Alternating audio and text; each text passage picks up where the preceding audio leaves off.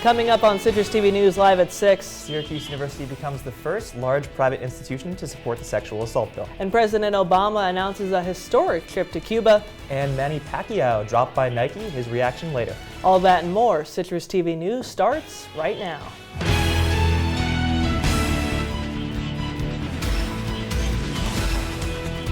From the Citrus TV studios, this is Citrus TV News Live at 6, your campus news leader.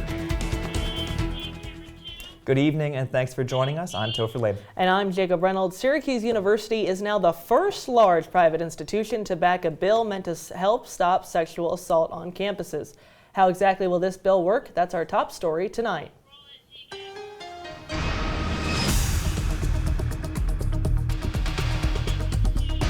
Syracuse University is now the first large private university to sign on to a bill to help stop sexual assault on college campuses. Senator Kirsten Gillibrand co-wrote the bill, which would force universities to be more accountable for sexual assaults at their schools.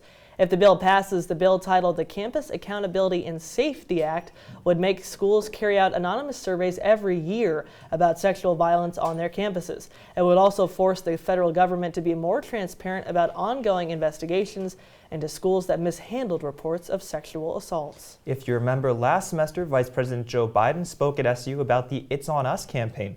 According to the White House, 1 in 5 women are sexually assaulted on college campuses. SU's support is part of the university's ongoing efforts to reduce sexual assault and make campus a healthier and safer environment. We will be following this story as it progresses and hope to talk to leaders of the Girl Code movement in the future.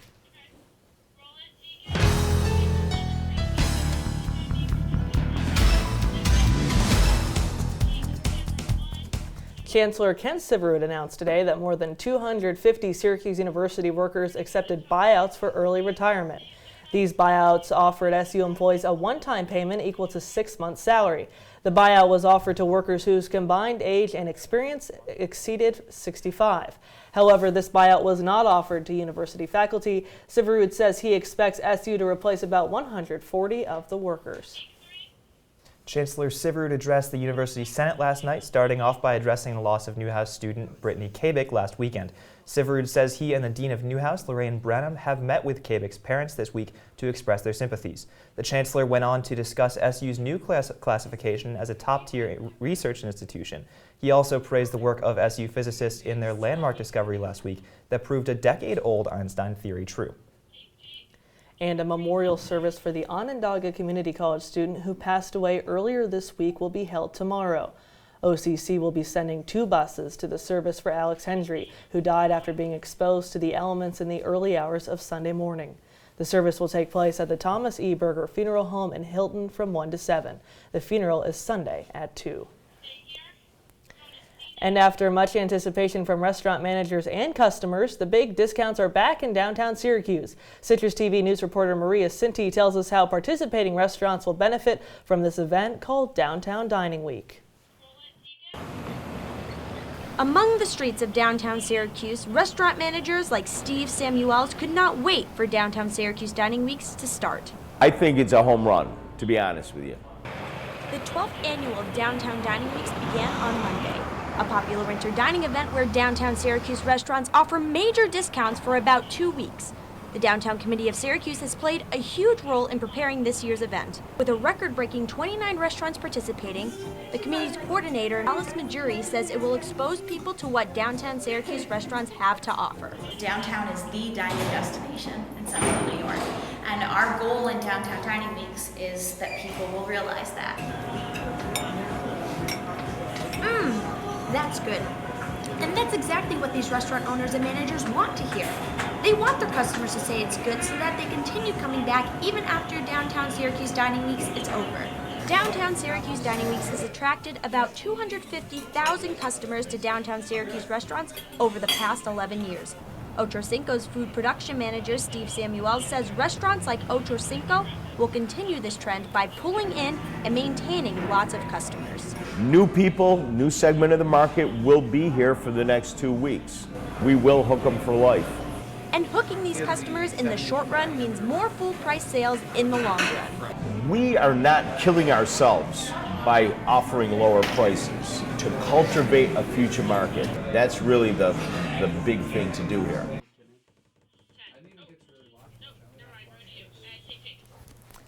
Most of these restaurants are offering 3 courses for $25 or less, and many restaurant managers say the anticipation for Downtown Dining Week is high, and people are itching to get their hands on those discounts.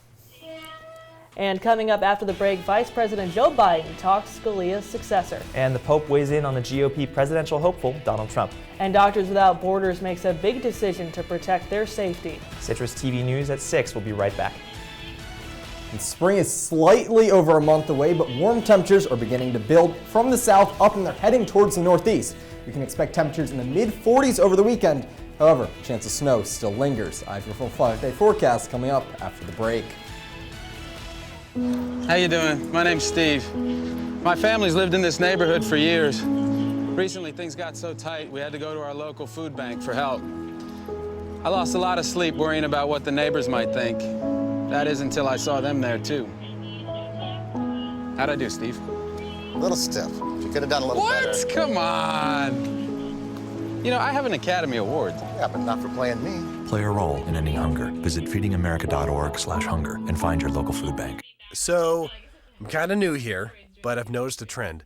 My human does this funny thing where she goes around and gets all my toys, and then she hides them in that basket by the door. You know, but it's always the same basket, and it's always in the same place. And then she acts so surprised when I find them, but, you know, she's putting them in the same basket. Again. It's like, hello, that's where you put it last time.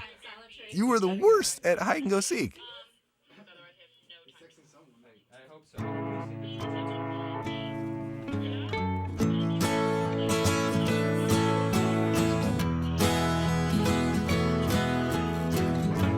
Wake the sun, tell him that I've begun to dream of things to come, and tell the trees not to look for me. I'm going to find some peace of mind.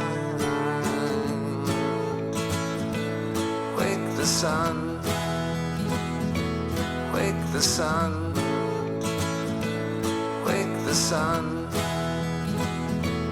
wake the sun.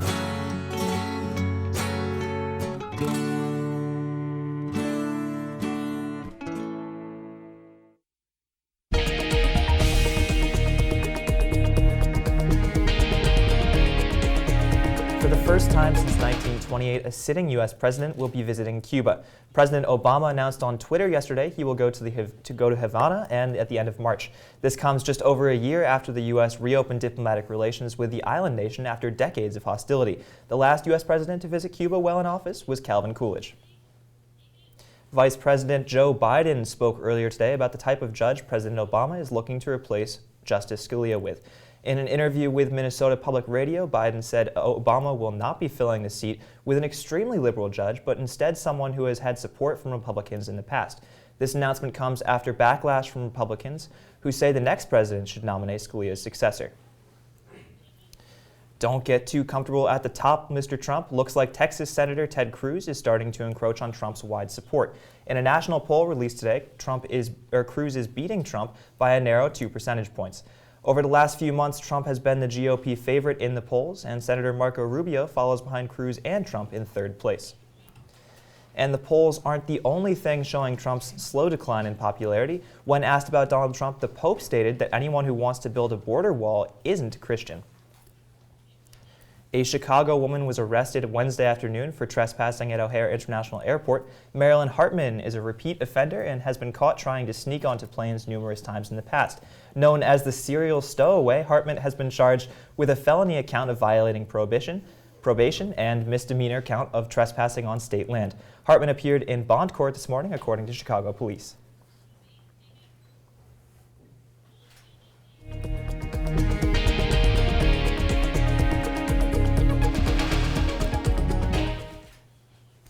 Kurds in Syria say they had nothing to do with yesterday's bombing in Turkey. 28 people were killed in the attack that wounded dozens more, and despite the claims, the Turkish president says their government has evidence that the Syrian Kurdish YPG militia carried out the attack in the Turkish capital. Turkish authorities have already made 14 arrests in connection with the bombing. And authorities in Austria are investigating 2 more possible suspects in last year's deadly ISIS attack in Paris. Officials say they are now questioning an Algerian and a Pakistani, both around 30 years of age. Investigators say they entered Europe through Greece with 2 other attackers. All 4 are believed to have had ties to the Islamic State. More than 100 people died in that attack and close to 400 were injured. And South Korean intelligence says North Korea is planning an attack against them. South Korea's spy agency says North Korean leader Kim Jong-un gave the orders himself to start preparations for an attack. They say they expect the North to target North Koreans who have defected to the South. South Korean officials held a closed-door meeting with the Defense Ministry to address the security concerns. And after multiple attacks on their hospitals over the last few years, Doctors Without Borders says they will no longer provide the Syrian government with GPS data of their locations.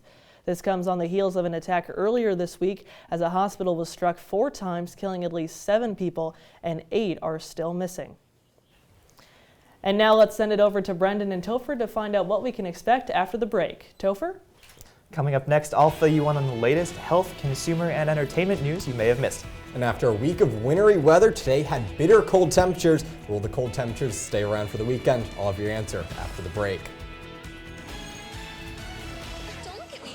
Your hair's a bit frizzled today. Aww. You should pick that up. Oh, you're such a dork. Loser. Here, let me help you with that. Oops. Every day, kids witness bullying. Oh, look. Your crush is looking at you. Poor you. They want to help, but don't know how. See, no one here's gonna help you, because no one Teach your likes you. kids how to be more than a bystander. Visit stopbullying.gov. So who's going to do what? I'll pack the dead batteries. Great. I'll only put what I don't need into a duffel bag. Perfect. That's totally unhelpful. No problem. Meanwhile, I will try to comfort everyone by speaking in a calm voice. And who is going to handle supplies? I can forget to do a list for us. Thanks, pal. We couldn't be any less prepared. I'm proud of you guys. Talk to your kids about who to call, where to meet, what to pack. Search Ready Kids at nyc.gov or call 311. So they say it's a man's world? I don't see anybody's name on it. While they were doing their thing, we slowly changed our own. Today, women can do anything men can do. And there's one thing we're even better at.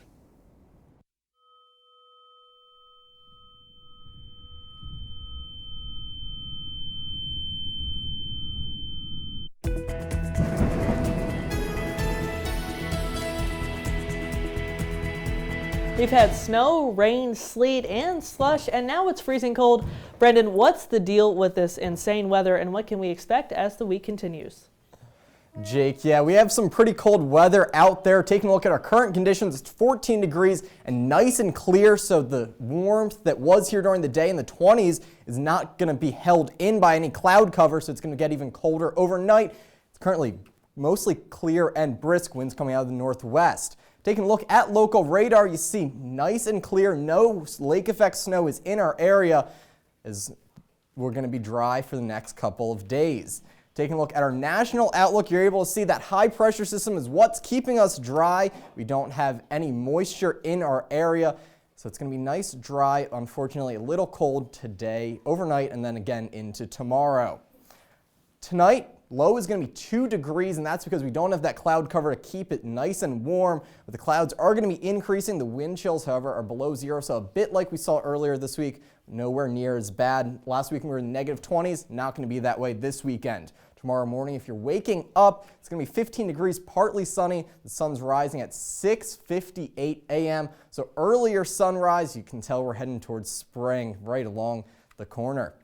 Taking a look at your 5-day forecast now. Tomorrow, we do have a chance of some snow. A coating to an inch of snow is possible, but not much is going to be around. High of 34 Saturday, 46 degrees, and then 41 on Sunday. Another chance of some snow on Sunday, but there's going to be some rain on Saturday. Luckily, no snow. And then getting a little colder into next week, but not too bad.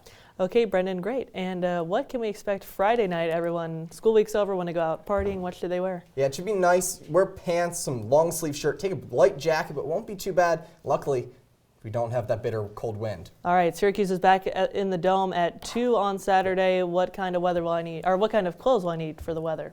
Dress for the game in the Dome. It's going to be 70 degrees, as you know, but have a rain jacket. There might be some rain moving in the area that afternoon. Alrighty, and then Monday going back to class. Are we going to have those icy walkways we've been seeing? Hopefully we won't. There's a chance of some snow Sunday night, but luckily it's not going to be hanging around into Monday. All right, thank you, Brendan. Thank you. And now we turn to our ICYMI segment where we fill you in on all the entertainment, consumer, and health news you may have missed. Topher, what's happening today? Thanks, Jake. Google, WhatsApp, and Edward Snowden have all announced their support today for Apple. This comes after the company's decision to not allow the FBI to access encrypted messages on their products. In a short series of tweets, Google chief executive Sundar Pichai agreed with Apple CEO Tim Cook that creating a backdoor to the iPhone would set a dangerous precedent for the future of user privacy. And into boxing, boxing legend Manny Pacquiao says he respects Nike's decision to drop their endorsement deal with him. Nike made the decision after the Filipino star made comments against gay marriage. The clothing giant condemned Pacquiao's comments, adding that the company opposes any discrimination against the LGBT community. Pacquiao had gone as far as to say gay people are, quote, worse than animals, comments he has since apologized for. And Japanese tech company Panasonic announced a historic step forward today for same-sex partnerships. The company says that come April, it will begin recognizing its employees' same-sex partnerships when it comes to legal benefits. Panasonic's controversial decision puts the company well ahead of Japanese government, which does not officially recognize same-sex marriage. The number of people seeking unemployment aid has fallen to its lowest level since November. It's a positive sign in light of the tumbling stock market and slow overseas growth. The Labor Department says weekly applications for unemployment benefits fell by 7,000, a good indication that businesses are not laying off despite stock woes. Other reports have added that consumer spending and production grew last month. And a timeless game is getting a modern makeover. Monopoly will now be accepting credit cards. Say goodbye to Monopoly Money and hello to swipe machines and plastic cards. The new edition may be eliminating the paper, but doubtful if it will cut down on the time. And Disney star Orlando Brown did something that was not very Raven. He's in police custody in California today after hitting his girlfriend while he had meth in his pocket. The actor faces charges of domestic battery, obstruction of justice, and drug possession with intent to sell. His girlfriend was reportedly unharmed. And reality star Angela Raiola, or more commonly known as Big Ange, passed away last night after her battle with cancer. Known for her role on VH1's Mob Wives and then her spin-off show Big Ange, the reality star is famous for her raspy voice and numerous connections to the mafia. The 55-year-old was diagnosed with stage 4 brain and lung cancer last year and was surrounded by family and friends at the time of her death. And now let's turn it over to Brianna Adams for your latest in sports. Brianna? Thanks, Topher. Coming up, women's basketball senior night is tonight, and we will hear from men's lacrosse head coach John Desko as they prepare for the game against Albany. This and more after the break. Welcome to Orange Press Pass. Orange Press Pass is your ticket inside the Syracuse locker room. Hear from the coaches. We got some open looks from the perimeter and players. Well, I saw pressure coming from the backside. Get in-depth analysis, reports on site, and more. Let's go on OPP. Orange Press Pass, live after every Syracuse game. Really?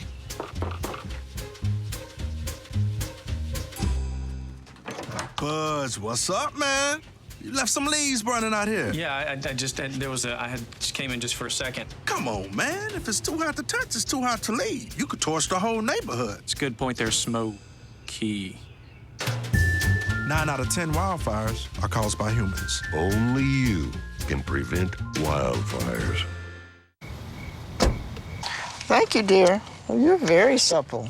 Just like I was at your age. Back then, I was a sex expert. Used to call me the buttered biscuit. I know about birth control, too. So you can ask me anything, baby. Bedsider.org has birth control information and a lot more. And it's... Have you had sex in this car yet?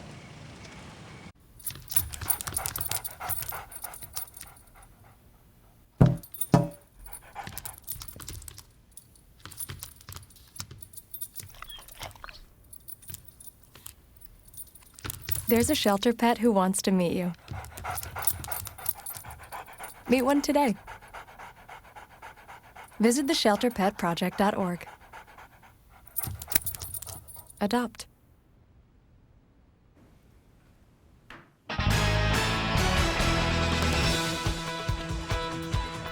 Men's basketball traveled to the KFC Yum Center to face number 18 Louisville in a conference matchup. Yet what started as a close game ended in a dunk contest for the Cardinals, and it handed the Orange its first loss in February. Despite Trevor Cooney scoring the most points out of both teams at 19, the Cardinals excelled in the paint to win 72-58. Louisville would score 50 points in the paint, while SU would score a mere 20. In the second half, the game turned into a dunk contest for Louisville. The Cardinals scored 7 dunks in the second half alone. Guard Mitchell Donovan would dunk 3, forward Jalen Johnson would hit 2, and center Tunanu Anuaku would hit 2. The Orange will be back in the Carrier Dome on Saturday as they face ACC foe Pitt. But before the men play in the Dome, women's basketball faces Florida State in their senior night game at 7. Seniors being honored include Brianna Butler, who averaged 12 points and scored 80% of free throws in her career at SU. Also, guard Brittany Sykes, who averaged 5 rebounds and 11 points in her career.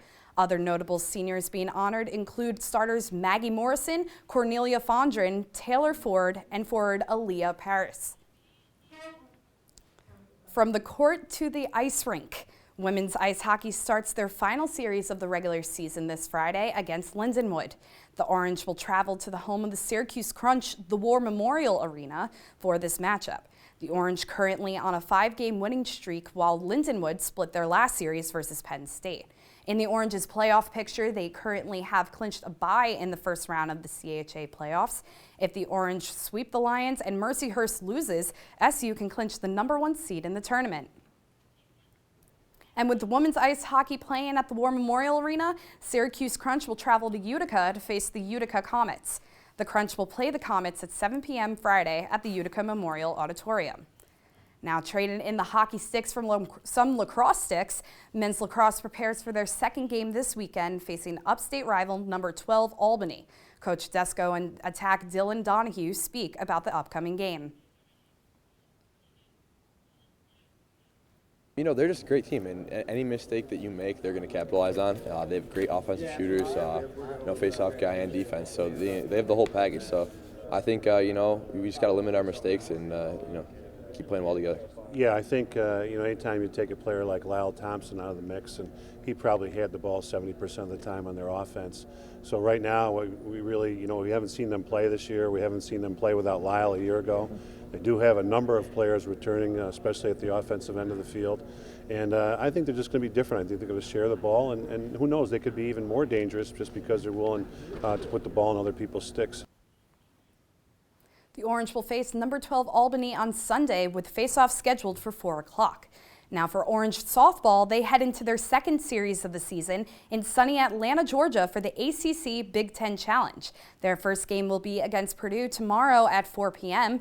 SU is coming off a rough start to their season with a 1-3 start in the Sportco Kickoff Classic in Vegas.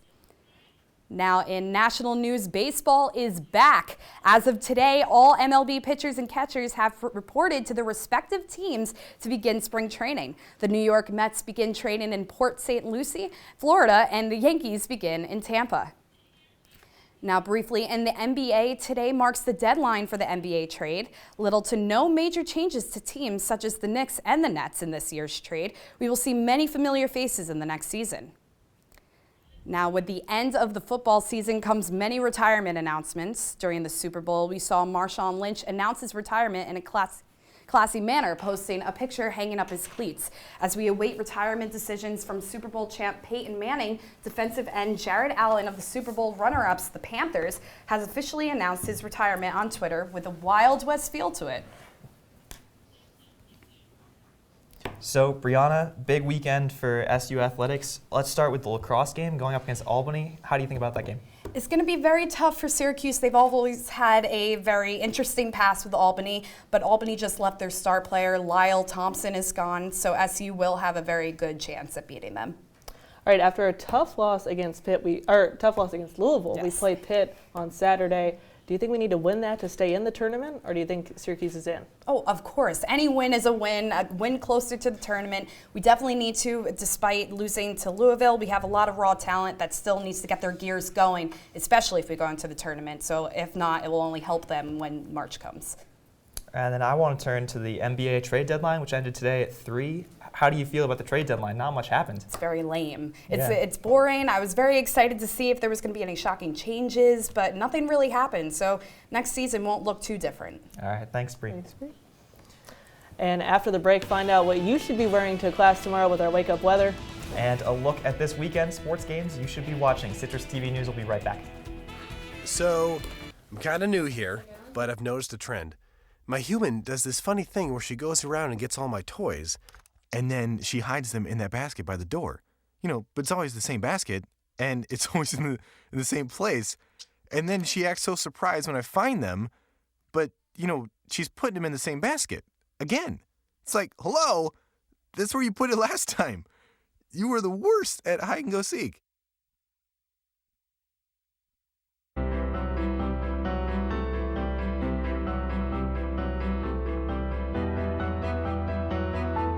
Body language can tell you all sorts of things. Like someone is having a stroke. Know the sudden signs. Learn fast. Face drooping, arm weakness, speech difficulty. Time to call 911 and get them to a hospital immediately. Learn the body language and spot a stroke fast. How you doing? My name's Steve. My family's lived in this neighborhood for years.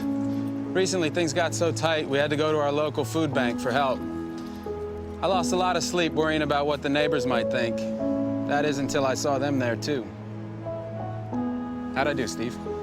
A little stiff. You could have done a little better. What? Come on. I have an Academy Award. Yeah, but not for playing me. Play a role in ending hunger. Visit feedingamerica.org/hunger and find your local food bank.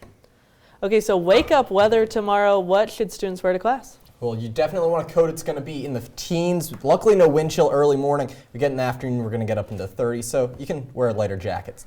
All right, when is it ever going to get warmer so I'm not waking up with it being 10 or 15 degrees? Luckily, over the weekend, if you feel like getting up early, it's going to be in the 40s, but I know you're going to be sleeping in, so a couple weeks from now. I'll make the sacrifice. All right, and we talked about most of the big athletics going on, lacrosse, basketball, but women's softball starting up.